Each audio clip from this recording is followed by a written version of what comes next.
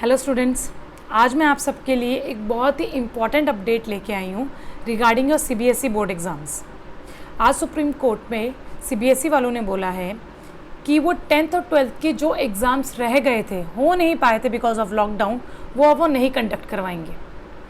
जो स्टूडेंट्स हैं 10th और 12th में, उनके मार्क्स उनके स्कूल के 3 इंटरनल मार्क्स के बेसिस पे लगा दिए जाएंगे। सीबीएसई वालों ने 12th क्लास के लिए भी एक इम्पॉर्टेंट अपडेट दिया है कि वो सारे स्टूडेंट्स जो 12th सीबीएसई बोर्ड दे रहे थे, वो अपने वो बोर्ड के एग्ज़ाम्स बाद में भी दे सकते हैं। अगर वो चाहें तो उन बोर्ड एग्ज़ाम्स को जो वो नहीं दे पाए, वो आगे जाके भी दे सकते हैं। तो ये एक ऑप्शन सीबीएसई वालों ने 12th क्लास के लिए दिया है। अब इन सारी बातों को एक तरीके से हम आगे देख के चलते हैं कि वो पॉजिटिव रहेगा या आपके लिए नेगेटिव रहेगा। तो बात करते हैं पहले पॉजिटिव पॉइंट्स की, कि ऑब्वियसली ये सारी चीज़ें आपके लिए एज अ गुड न्यूज़ ही आई हैं।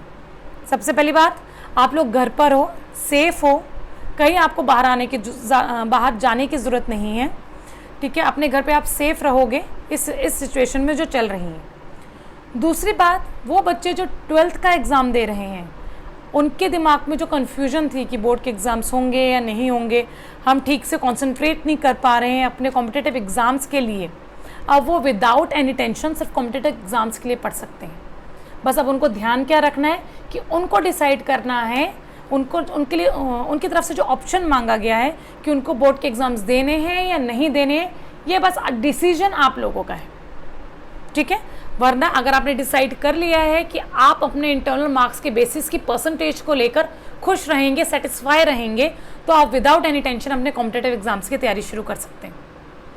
सेम चीज़ आपके 10th के बच्चों के लिए भी है। अब विदाउट एनी कन्फ्यूजन आप लोग 11th क्लास की पढ़ाई शुरू कर सकते हैं। जो एग्ज़ाम्स रह गए वो अब दोबारा नहीं होंगे और आपके इंटरनल मार्क्स के बेसिस पे आपके सारे एवरेज मार्क्स लगा दिए जाएंगे। So without any tension 10th class, congratulations to being promoted in 11th class. Start कीजिए आप 11th की पढ़ाई। ठीक है, अब इन सारे ऑप्शन तो ये आपके पॉजिटिव हो गए। अगर हम बात करें इन ऑप्शंस की नेगेटिव साइड की, डीमेरिट्स की, तो भाई 2-3 पॉइंट्स उसमें भी बनते हैं। जैसे 10th क्लास के लिए अगर हम देखें तो ऑब्वियसली मार्क्स से 10th के डिसाइड करते थे हम कौन सी स्ट्रीम लें। बच्चों के लिए यही मेन दिक्कत आती थी 10th क्लास में कि हम साइंस लें, आर्ट्स लें या कॉमर्स लें। तो वो स्ट्रीम डिसाइड करने में मार्क्स का बहुत इंपॉर्टेंट रोल था। अब यहाँ देखते हैं कि कौन सा बच्चा कौन सी स्ट्रीम प्रेफर करेगा, क्या चीज़ होगी, ये हम आगे के लिए छोड़ते हैं। दूसरी इंपॉर्टेंट पॉइंट, जो अपडेट सीबीएसई वालों ने 12th के लिए दिया है एज एन ऑप्शन, वो ऑप्शन मुझे थोड़ा सा इम्प्रैक्टिकल सा लगता है। कैसे?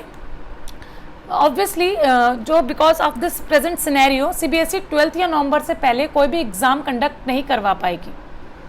ठीक है, तो अगर आपको बोर्ड के एग्ज़ाम्स देने हैं और बोर्ड के एग्ज़ाम्स अगर आप देना चाहें तो आपके पास आई थिंक कि एक ही पॉइंट होगा कि इस बेसिस पे आप देना चाहोगे, क्योंकि आपको आपकी परसेंटेज बढ़ानी है। और परसेंटेज क्यों बढ़ानी है आपको? क्योंकि आपको कोई ऐसे कोर्स में एडमिशन लेना है जहाँ पे कट ऑफ लिस्ट बनती है। क्लियर है? तो अगर आप एग्ज़ाम देना, अगर आप परसेंटेज इंक्रीज़ करने के लिए एग्ज़ाम देना चाहेंगे नवंबर या अक्टूबर में, उस टाइम से पहले सारी यूनिवर्सिटीज़ अपना कट ऑफ लिस्ट ऑलरेडी निकाल चुकी होंगी। तो उस पॉइंट ऑफ टाइम पे आपको एग्ज़ाम परसेंटेज में इंक्रीज मार्क्स करने का कोई फ़ायदा ही नहीं होगा। तो इस बारे में अभी कोई अपडेट नहीं है। तीसरी चीज़, कुछ ऐसे भी बच्चे हैं बोर्ड एग्ज़ाम्स के जो इम्प्रूवमेंट भरी है, जिनके कोई भी इंटरनल मार्क्स हैं ही नहीं, तो उनके मार्क्स किस बेसिस पे दिए जाएंगे? सीबीएसई वालों ने अभी इस पर भी कोई बात नहीं करी है।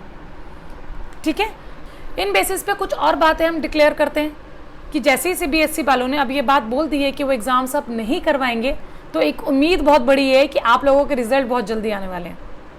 और दूसरी चीज़, आपके जो कॉम्पिटिटिव एग्ज़ाम्स हैं वो भी थोड़े से डिले हो सकते हैं। दैट मीन्स आपके पास एम्पल टाइम है कि आप अच्छे से अपनी तैयारी कर सकते हैं। तो इन शॉर्ट अगर मैं अपनी बात को समराइज़ करूं तो ये उन बच्चों के लिए बहुत ही बड़ी गुड न्यूज़ है जो कॉम्पिटिटिव एग्ज़ाम्स की तैयारी कर रहे हैं। आपके पास बहुत एम्पल टाइम है, बहुत फ्री टाइम है कि आप बहुत अच्छे से तैयारी कर सकते हैं। सेम चीज़ आपके 10th वालों के लिए भी है। अब आप 11th की पढ़ाई जल्दी शुरू कीजिए, बिकॉज आपके पास ऑलरेडी आपका टाइम ख़त्म होता चला गया है। जुलाई शुरू हो गया है। ठीक है, जुलाई में आधा साल तो ऐसे ही निकल गया। कोर्स 11th का बहुत ज़्यादा होता है, तो स्टार्ट स्टडिंग। Thank you.